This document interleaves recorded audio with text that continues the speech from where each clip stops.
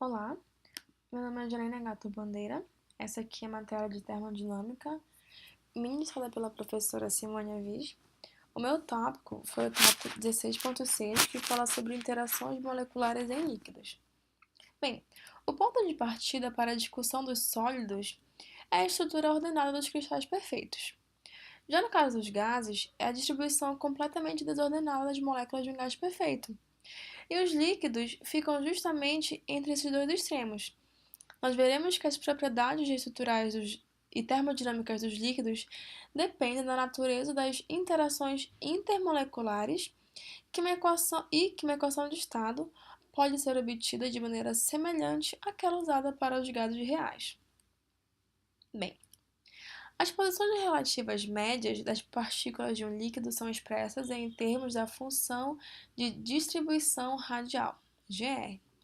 Essa função é definida de forma que GR, R²dr, dá a probabilidade de encontrar uma molécula no intervalo da distância entre R e R mais dr de uma outra molécula. Sendo assim, aqui nessa imagem nós conseguimos perceber a função de distribuição radial de átomos de oxigênio na água líquida. A forma de GR a 100 graus Celsius mostra que as ligações intermoleculares são fortes o bastante para afetar a estrutura local até a temperatura de ebulição. Aqui nós conseguimos observar a expansão à medida que a temperatura é elevada: 4 graus Celsius, 25 graus Celsius e 100 graus Celsius. A expressão formal distribuição radial para as moléculas 1 e 2 do fluido com N partículas é dada pela equação abaixo, que é a função de distribuição radial, em que beta é igual a 1 sobre kT e Vn é a energia potencial das N partículas.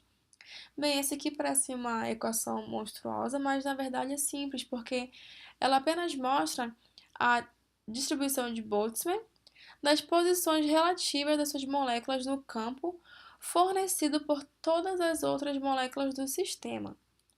Sendo assim, uma vez que a função de distribuição radial pode ser calculada, fazendo-se diferentes hipóteses sobre a fórmula das interações intermoleculares, ela pode ser utilizada para testar a validade das teorias sobre a estrutura dos líquidos. Entretanto, mesmo o fluido de esferas rígidas, sem interações atrativas, como, por exemplo, uma coleção de bilhas, esferas de aço no recipiente, tem uma função que oscila próxima à origem, e um dos fatores que influencia e que muitas vezes domina a estrutura de um líquido é justamente o problema geométrico de empilhar as esferas com um certo grau de rigidez.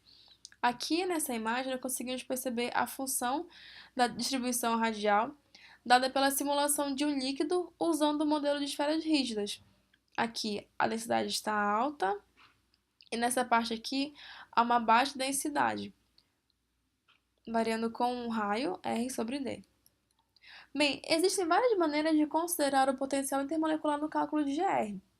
Métodos numéricos utilizam uma caixa contendo aproximadamente 1000 partículas, simulando o restante do líquido por réplicas da caixa original que envolvem.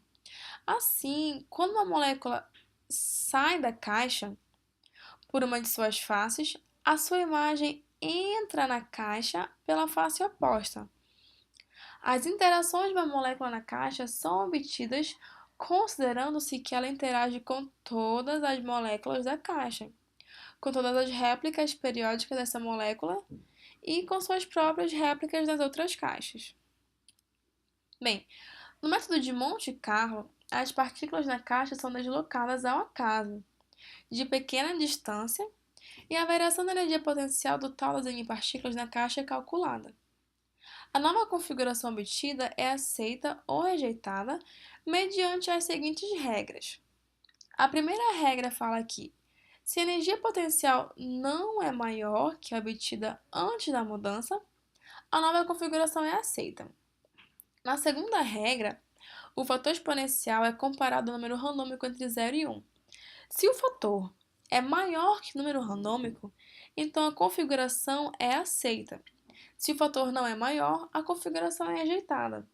Bem, Isso quer dizer que as configurações geradas com os cálculos de Monte Carlo podem ser usadas para construir GR simplesmente contando o número de pares de partículas separadas por R e promediando o resultado sobre todas as configurações. Já com a dinâmica molecular, monitora-se uma configuração inicial, calculando-se as trajetórias de todas as partículas sob a influência dos potenciais intermoleculares e as forças a elas relacionadas. A temperatura do sistema pode ser obtida calculando-se a energia cinética média das partículas e usando-se o teorema de equipartição, que está aqui embaixo, para cada coordenada Q.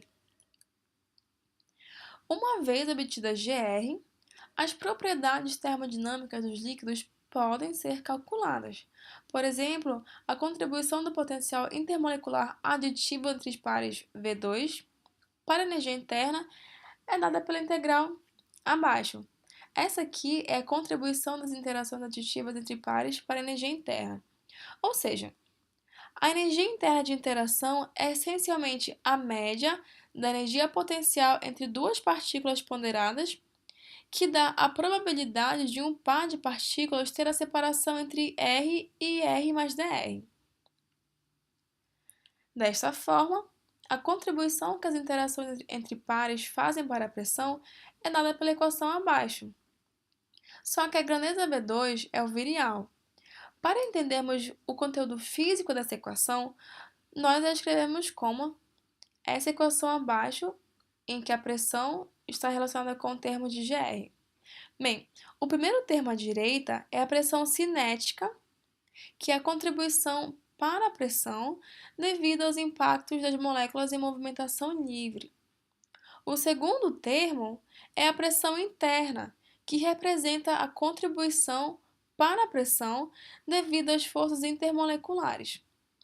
Bem, resumidamente, a integral multiplicada pelo quadrado da densidade numérica é a variação da energia interna do sistema quando este se expande, ou seja, é a sua pressão interna. E é isso. Muito obrigada.